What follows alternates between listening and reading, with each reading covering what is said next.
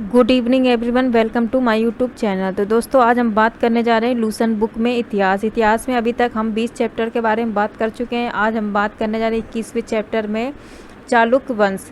चालुक्य वंश ये पल्लव वंश और राजपूत वंश के बाद आता है।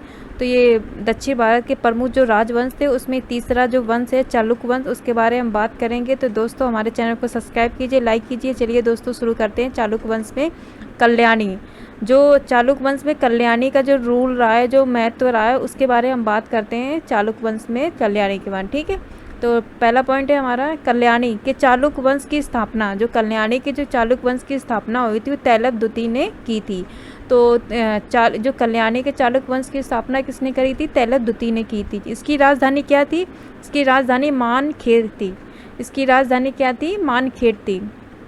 तो चालुक्य वंश की जो स्थापना थी कल्याणी के अनुसार, वो किसने की थी स्थापना?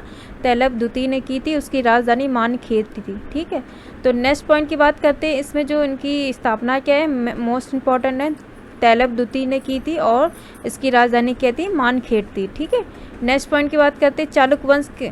जो कल्याणी के चालुक्य वंश मतलब कल्याणी के अंतर्गत के प्रमुख जो शासक हुए थे वो थे तैलप प्रथम थे, तैलप द्वितीय थे, विक्रमादित्य थे, जय सिंह थे, सोमेश्वर थे, सोमेश्वर द्वितीय थे, विक्रमादित्य छठवें, विक्रमादित्य छठवें, सोमेश्वर तृतीय थे, तैलप तृतीय थे। ठीक है, ये चालुक्य वंश कल्याणी के प्रमुख जो शासक थे अनुसार उनके, तो ये हैं तैलप प्रथम, तैलप द्वितीय, विक्रमादित्य, जय सिंह, सोमेश्वर द्वितीय, विक्रमादित्य सिक्स्थ, सोमेश्वर तृतीय और तैलप तृतीय। ठीक है, तो आगे बात करते हैं इनका क्रम। हमें ये पता होना चाहिए कि प्रथम कौन थे? प्रथम तैलप प्रथम थे और जो लास्ट थे वो कौन? तैलप तृतीय थे। ठीक है, सोमेश्वर प्रथम ने, बात करते हैं सोमेश्वर प्रथम ने मानखेड़ की से राजधानी हटाकर, जो उनकी राजधानी पहले क्या थी? मानखेड़ थी, वो राजधानी हटाकर कल्याणी को बनाया गया था। तो मानखेड़ राजधानी को हटाकर कल्याणी किसने बनवाया था? तो वो कौन से शासक थे? सोमेश्वर प्रथम थे। और किस वंश से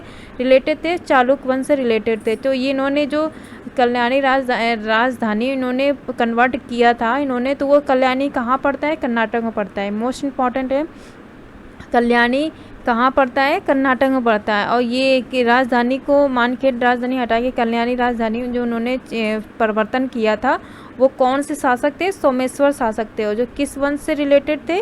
चालुक्य वंश से रिलेटेड थे। और किस बात कर सकते हैं? दक्षिणी भारत के जो प्रमुख के वंश के ये रिलेटेड थे, जो चालुक्य वंश के शासक थे। ठीक है, नेक्स्ट पॉइंट की बात करते हैं। ये मोस्ट इम्पॉर्टेंट है, जो इनकी राजधानी का परिवर्तन किया गया था, जो कल्याणी तो कर्नाटक में थी, कि मानखेड़ से हटाकर कल्याणी। नेक्स्ट पॉइंट की बात करते हैं। इस वंश का सबसे प्रतापी शासक, चालुक्य वंश कल्याणी के अनुसार जो सबसे प्रतापी शासक था विक्रमादित्य सिक्स्थ था। विक्रमादित्य छठवां की बात करते हैं। प्रथम द्वितीय तृतीय जो होते हैं उनमें से विक्रमादित्य छठा था, जिसने इसमें सबसे प्रतापी शासक की बात कही गई है। और वो चालुक्य वंश में कौन था?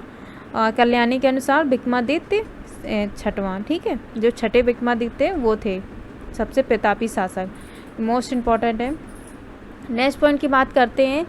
विल्हण एवं विज्ञानेश्वर विक्रमादित्य सिक्स के दरबार में ही रहते थे। तो छठे जो विक्रमादित्य के दरबार में कौन कौन रहते थे? विल्हण रहते, विज्ञानेश्वर रहते थे। ठीक है, मोस्ट इम्पॉर्टेंट।